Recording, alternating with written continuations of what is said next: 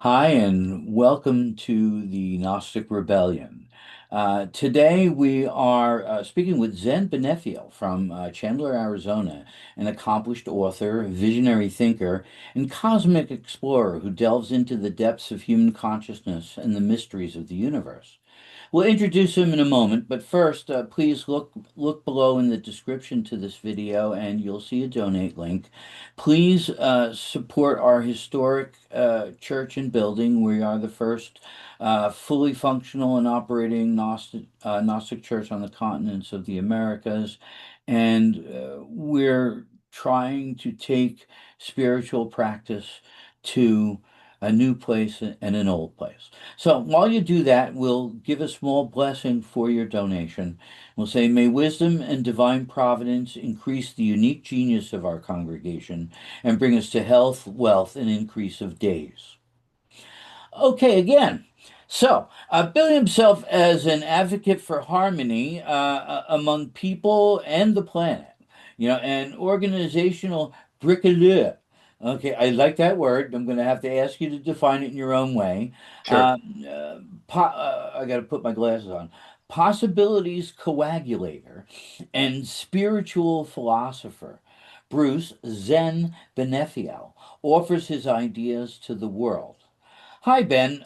Please introduce yourself and tell us about Zen. Hi, I'm Zen. And that's about it. No. Uh, What did I yeah, yeah, say? yeah. Uh, well, we'll start with the organizational bricklayer, right?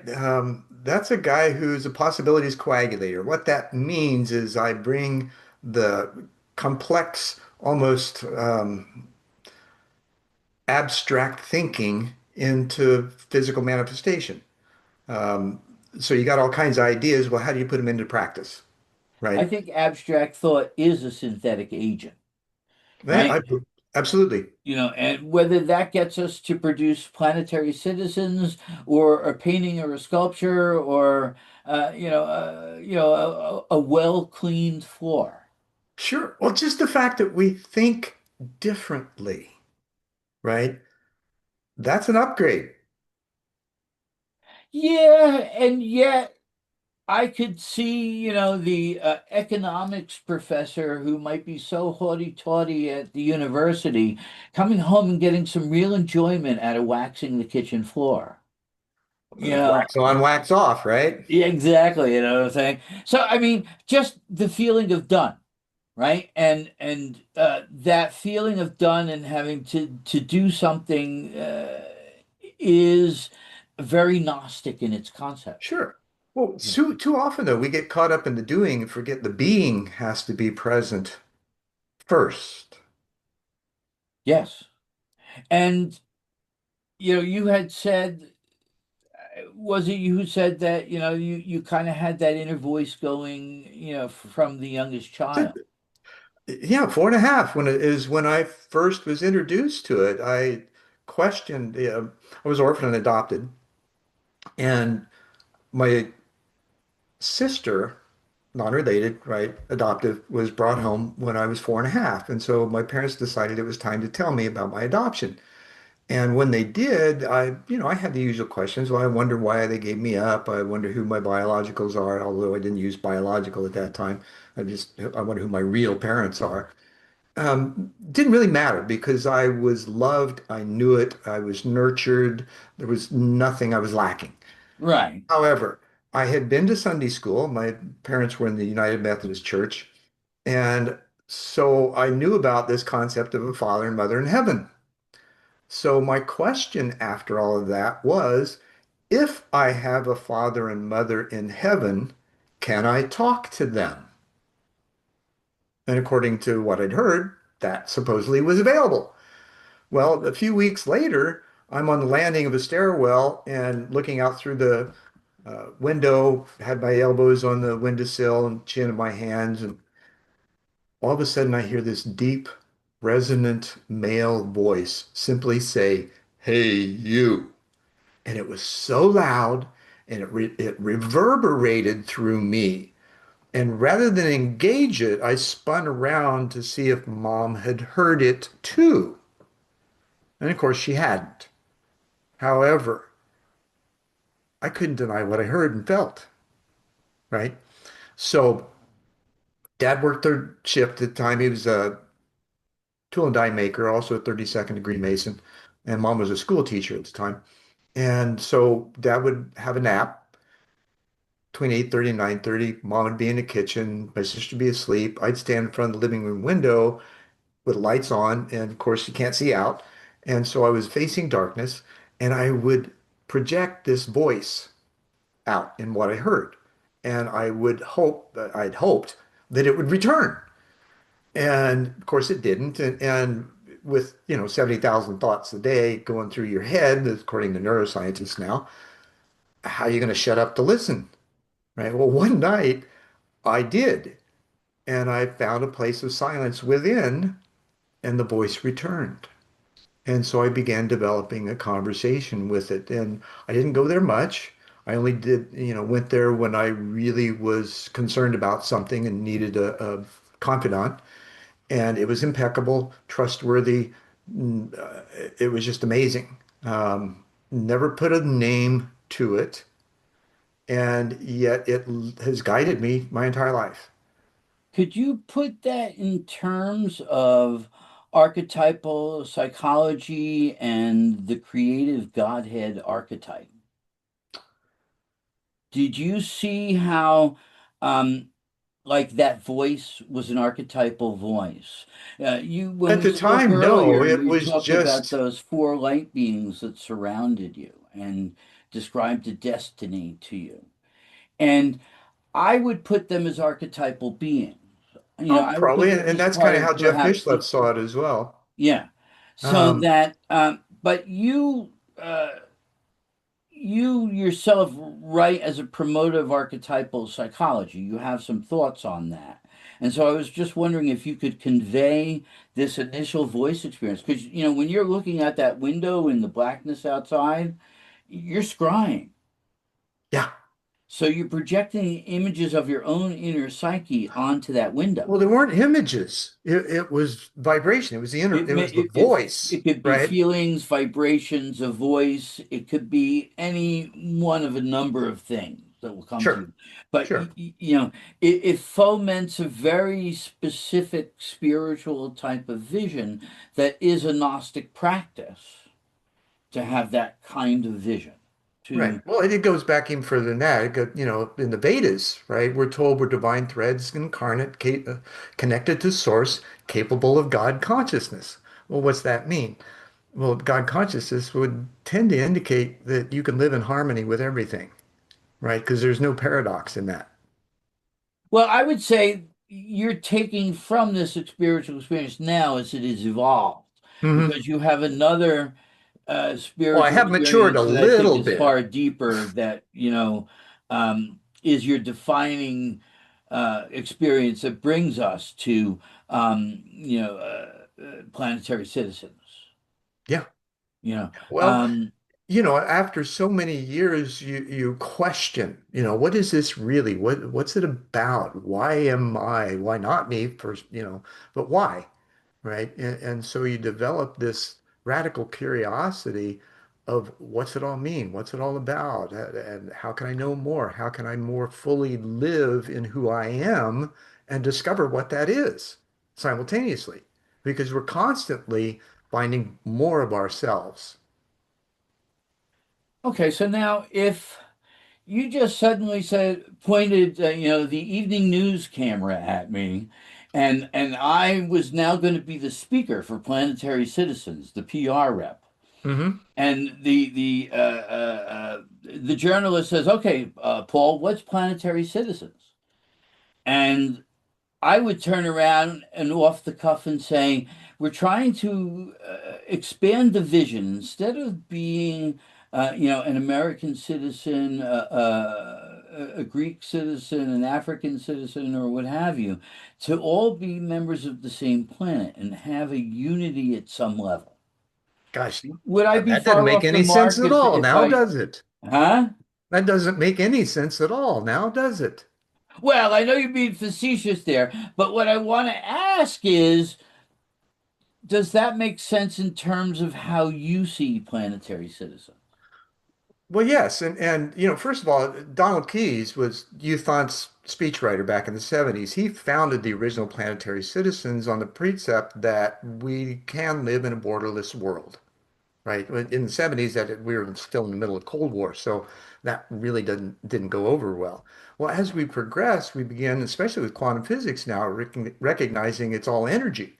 So there is no separation at that level.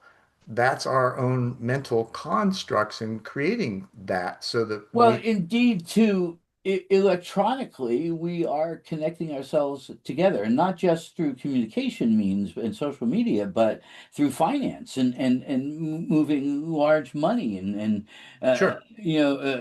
Well, national there's models treasuries. that have developed that are what we currently use. And those models right now have proven to be destructive. I mean, look at what Yes. we've got a trash heap in the middle of the Pacific that's 3 times the size of France, right? Well, That now just, we could get lost in a whole socio-political, economic thing, and it would be fun to talk about because we probably have some similar things, sure. things that we could share with each other, be worth it to each other.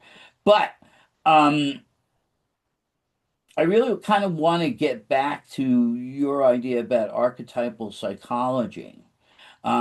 Tell me about your book, Stuffing My Toe on Purpose. Well, it was originally titled Zendor the Contrarian, Okay, good. right? I'm going to try to keep a post-it on that and come back to that. So Two post-its. It I got it two was here. originally, it took me 10 years to write. It was over 1,000 pages. And then about a decade later, I decided to go back through and edit it and bring it down to the size that I could publish a hardcover copy of through Amazon. So it's around 500 pages now. And the full title is Stubbing My Toe, being toe being theory of everything, on purpose. Kind of a two-edged sword there, on purpose being I'm purposely stubbing it, questioning. And the other is about purpose. And the subtitle of that is a seminal view of consciousness, cosmology, and the congruence of science and spirituality. So my entire life has been, okay, how's this all fit together? Because it has to. It's one experience. So how and what's in the way? How do we recognize that, learn to live in the paradox of it? Because we're not going to change it. It simply is what it is. And we can't deny what is, otherwise, we'd be rather foolish. And yet, this is the experience that we have. So we learn to live in that in kind of a Zen state, right? Where it's just, this is what it is. Now, what do I choose to do in that? And that's where personal choice in that archetypal presentation of, okay, how do I serve this moment the best given my position, my energy, my skill set, and my intention? But if we were taking this from really the shall we say, the father of the archetypal idea, if we were to take this in a Jungian context, I want to ask you, which archetypes are you serving? Which archetypes are you modeling? Which archetypes are you reflecting? Which archetypes are you feeding off of? Well, I would Like, are you say, feeding off a depending on the priestly archetype? Are moment, you feeding off a bully archetype? Are you feeding off uh, um, I don't a differentiate, hippie honestly. archetype? What You archetypes? know, what others see in how I am and what I do, it's not up to me. I Well, don't yeah, we waste, can't control what anybody right. sees of you. But Well, what and I I'm don't waste my asking time trying is, to position myself either, right? I just am who I am and I show up and I respond how that energy, how that flow, how the my attention, intention, and interaction is directed from my inner desire, which the core desire that I think all of us have is simply to love and be loved. And when we understand what that truly means, energy is just pure love, right? Okay, yeah, We love choose unfulfilled. to put Yeah. the label of love on it, and yet there's all these conditional frameworks that are wrapped around that. And we don't So you're understand. you're then taking to an archetype of universal love.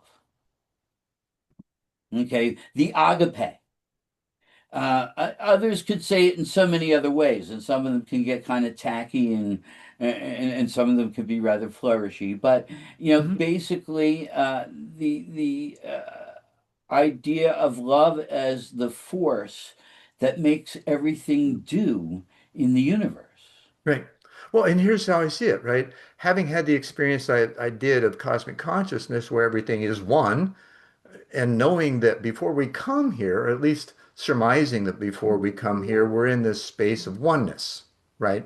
We come here, we think we're separate, and we think we got to differentiate. We don't realize that the diversity is the way the one is experiencing itself through us, because we're still connected back to the Each Vedas. of us, we are the whole one.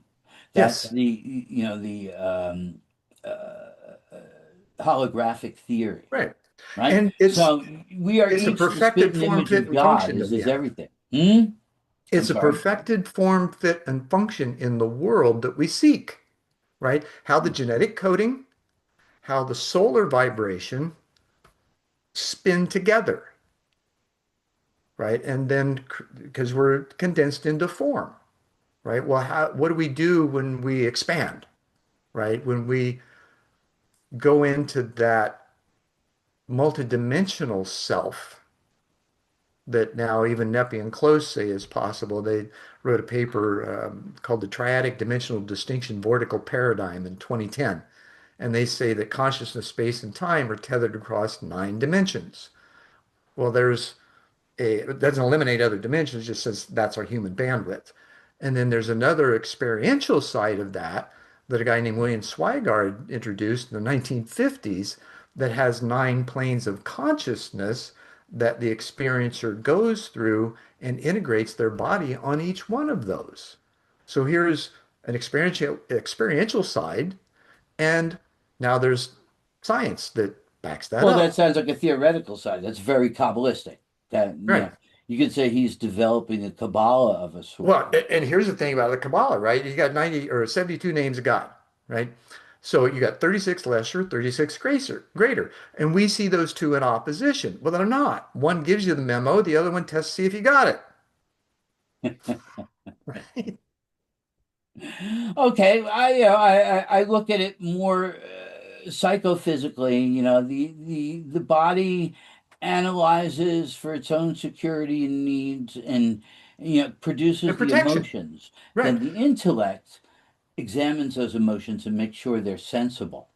Right. You could put on a gorilla face, but I'm not going to run out of the room because a gorilla just entered the room, right? Well, yeah, So we learn. our generation, very few of us have tats, right? And now you look at this generation that's coming up and they're covered, right? And so you got to get through that cover the book in order to understand, you just got to ignore it in order to understand what's inside Well, of yeah, it. every generation, I think, has its own karma.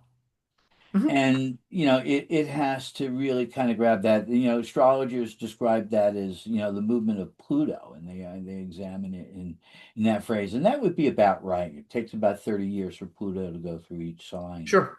Um, Now we talked about the position of life, being itself. But you also say in your website, when a self dies and the field builds you from scratch to serve your design, and it makes me ask, what is your true design? Well, the true design, first of all, stems from that core loving and being loved. Now, how Well, we that's grow not a into, design. That's well, this is a where it starts, motivation and essence within which you're moving. but there's a foundation that rests upon.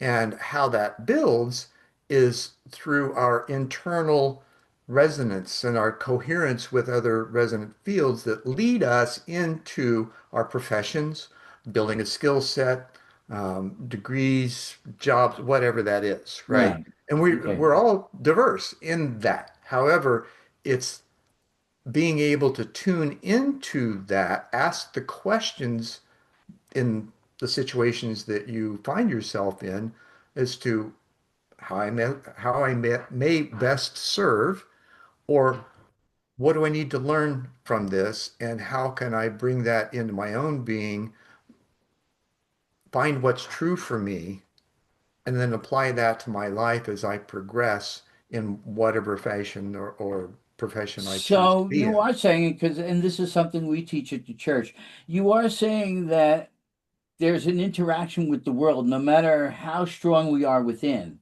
There is an Has to interaction be. with the world that tempers that.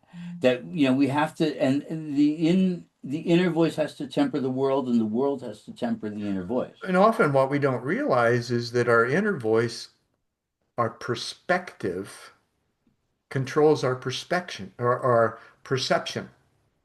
Yes, yes.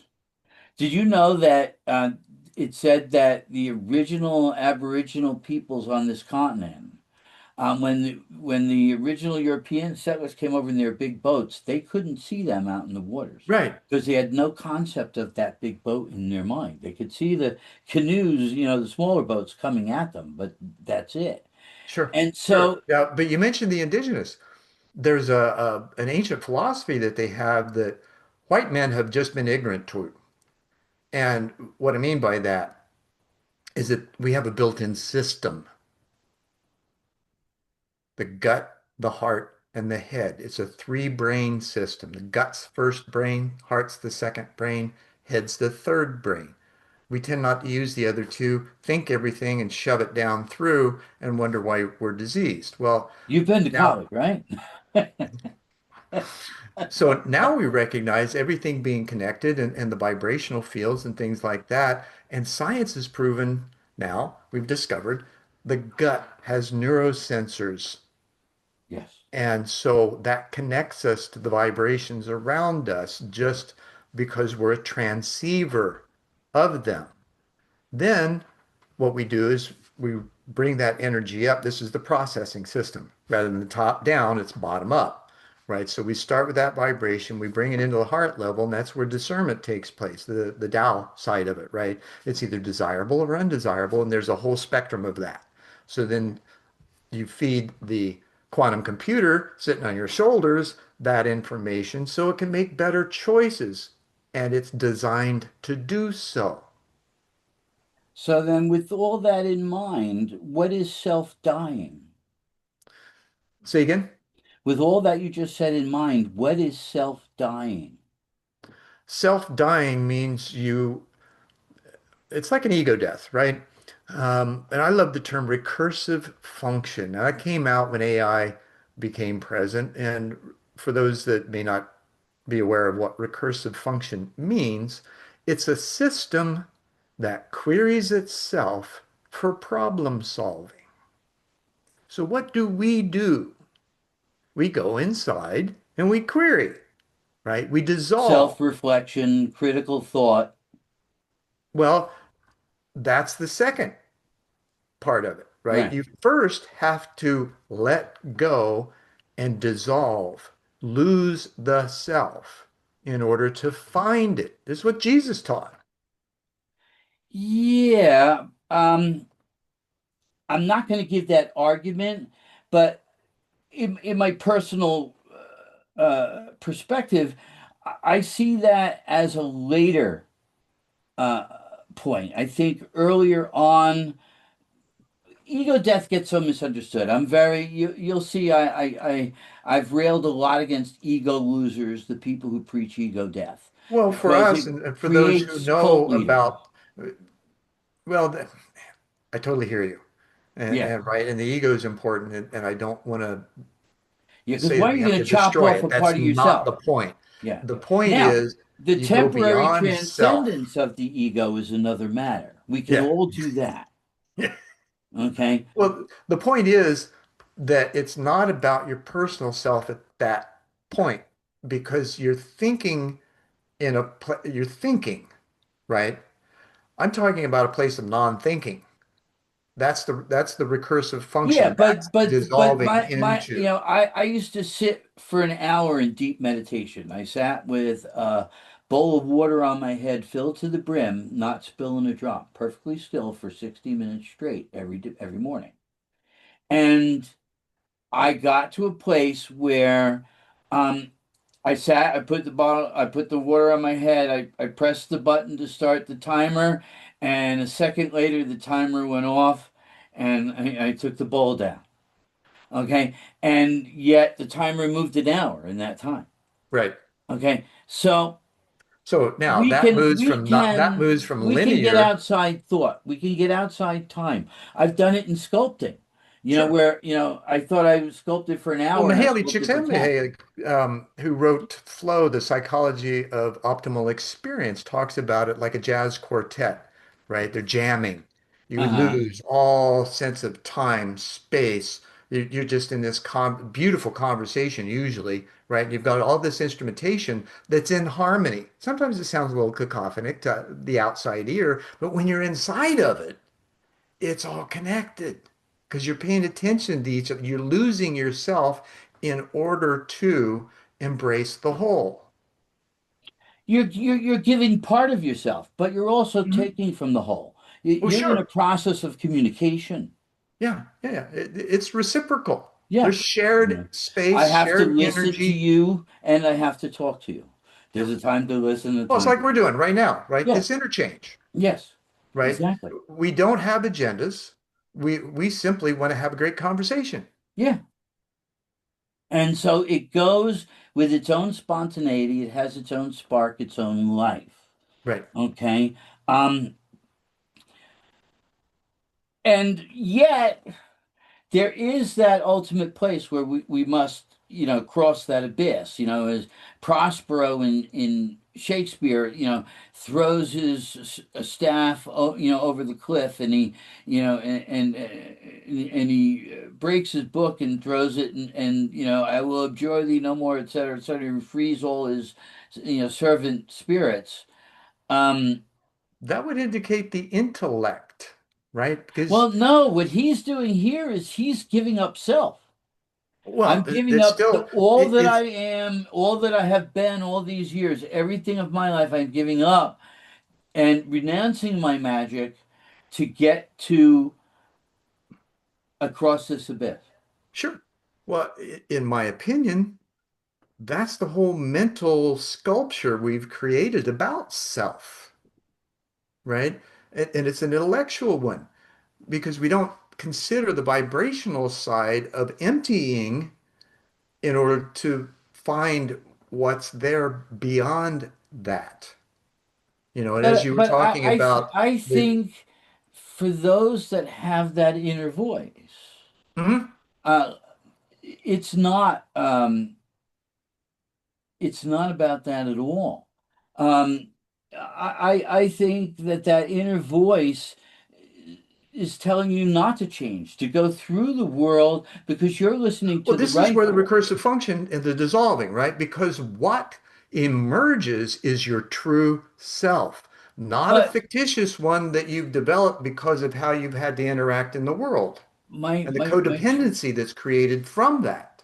at 4 years old in kindergarten, I saw my school teacher play a piano sitting behind her on the floor as a 4-year old.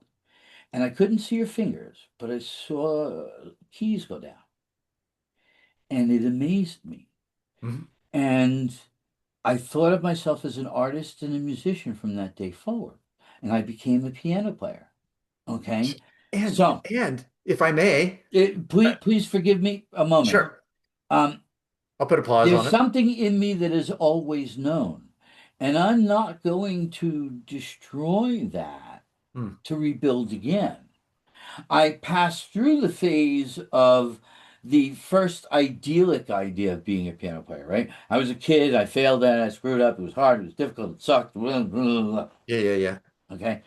Um, and then I got to a place where um, I involved myself in the technique and I kind of fell out of the music, right? And then finally I found the music.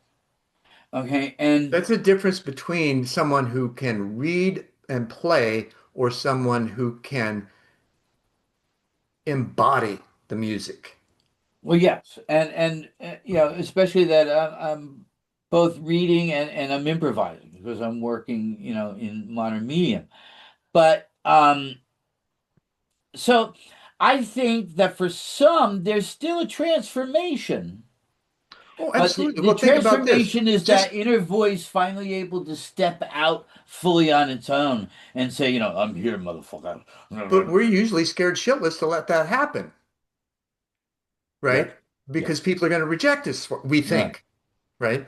Now, let me talk about the piano for a second. So my wife's a piano pedagogue, born and raised in Russia, or USSR, and so much training is quite different than the Americas and far superior in my opinion. But think about this for a minute. You got 10 fingers doing different things simultaneously or nearly simultaneously on the piano. Well, what's that doing to your brain? How does that elevating you to this greater capacity, Oh man, we could do a whole program right? just on that. Um, Right. And they uh, wonder why science and math skills increase when you take up music, right? Because what's music? It's math and science and Also vibration. abstract thinking skills. There's a lot of Absolutely. abstract thinking. Yep. And not just in improvisation, in classical performance too. There's a lot of abstract thought in putting those Oh notes yeah, together. because you can have the music in front of you and 10 different pianists will play it 10 different ways. Yes, yes. So there's an element of personal creativity that goes into the standard. Sure. So That's what I meant by embodying the music. embody your life. Yeah. Okay. Zen. Thanks for a great Paul, discussion. right? Well, I was about to call you Ben, and I think I Who did are that you? before by What? accident. Are you So talking to I me? just I corrected myself in the middle. Zen. Whatever. Thanks for a great discussion. I'm going to put your links into our description as well underneath the donation button in the description. Cool. And looks like I got four links here for you, so we'll get them all up. A final word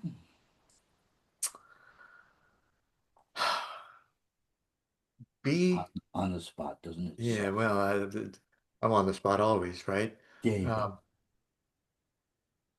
Make sure you be before you do and have, and understand that you have something within you that deserves to come out because it's pure.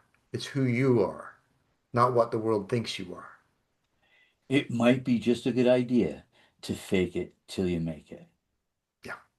There you go. Ben, we'll talk in a moment, but thank you so much for being here. I really appreciated having you. Well, it's my pleasure, Paul. It was a wonderful conversation. Too bad it's so short. Yeah. And maybe we'll get a longer version going at some point in the game.